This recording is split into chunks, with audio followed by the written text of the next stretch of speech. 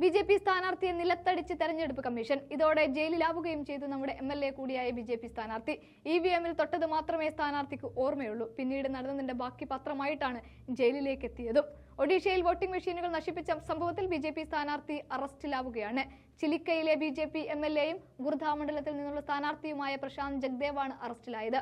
ശനിയാഴ്ച കൗൺട്രി പട്നയിലെ 114 ബൂത്തിലാണ് കേസിന് ആസ്പദമായ സംഭവം നടന്നത്.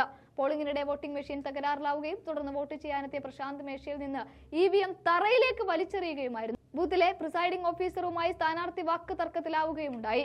പ്രിസൈഡിംഗ് ഓഫീസർ നൽകിയ പരാതിയുടെ അടിസ്ഥാനത്തിലാണ് എം.എൽ.എയെ അറസ്റ്റ് ചെയ്തതെന്ന് പോലീസ് സൂപ്രണ്ട് അവിനാഷ് കുമാർ പറയുന്നു. എം.എൽ.എ ബൂത്തിൽ ബഹളമുണ്ടാക്കുകയും വോട്ടെടുപ്പ് തടസ്സപ്പെടുത്തുകയും പോളിംഗ് ഉദ്യോഗസ്ഥരെ അധിക്ഷേപിക്കുകയും ചെയ്തുവെന്നാണ് പരാതി.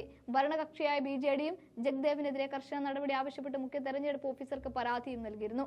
ജനപ്രാതിനിധ്യ നിയമത്തിന് പുറമെ IPC-യിലെ വിവിധ വകുപ്പുകൾ പ്രകാരമാണ് ജഗ്ദേവിനെതിരെ കേസെടുത്തിരിക്കുന്നതെന്ന് SP വ്യക്തമാക്കുന്നുണ്ട്. സംഭവത്തിൽ CCTV ദൃശ്യങ്ങൾ പരിശോധിക്കാൻ ജില്ലാ തെരഞ്ഞെടുപ്പ് ഓഫീസറോട് ആവശ്യപ്പെട്ടിട്ടുണ്ടെന്നും ഇതേ SP പറയുന്നുണ്ട്. കോടതിയിൽ ഹാജരാക്കിയ ബി.ജെ.പി സ്ഥാനാർത്ഥിയെ ജുഡീഷ്യൽ കസ്റ്റഡിയിൽ വിട്ടിരിക്കുകയാണിപ്പോൾ. നിലവിൽ പ്രശാന്ത് ജഗ്ദേവ് ഗുർദ ജയിലിലാണ്. എന്നാൽ കൺമുന്നിൽ നടന്ന വിഷയത്തിൽ പ്രിസൈഡിംഗ് ഓഫീസർ നൽകിയ പരാതിയെ തുടർന്ന് അറസ്റ്റിലായതിനെയും ബി.ജെ.പി ന്യായീകരിക്കുകയാണ്. അതായത് അറസ്റ്റ് രാഷ്ട്രീയ പ്രേരിതമാണെന്ന് ഒഡീഷയിലെ ഏതാനും ബി.ജെ.പി നേതാക്കൾ പറയുന്നത്.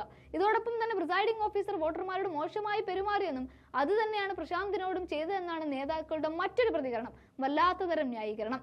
കാര്യങ്ങൾ ഇങ്ങനെയൊക്കെ ആണെങ്കിലും താൻ ബി.ജെ.പി സ്ഥാനാർത്ഥിയാണെന്ന ഹുങ്കും കൊണ്ട് പോളിംഗ് ബൂത്തിലേക്ക് എത്തി ഇ.വി.എം അടിച്ചു തകർത്തതിനെയൊന്നും തൽക്കാലം ന്യായീകരിക്കാൻ തെരഞ്ഞെടുപ്പ് കമ്മീഷന് പറ്റുന്നില്ല. അതിന്റെ ഭാഗമായ പ്രിസൈഡിംഗ് ഓഫീസർ അത് ചെയ്യുന്നുമില്ല.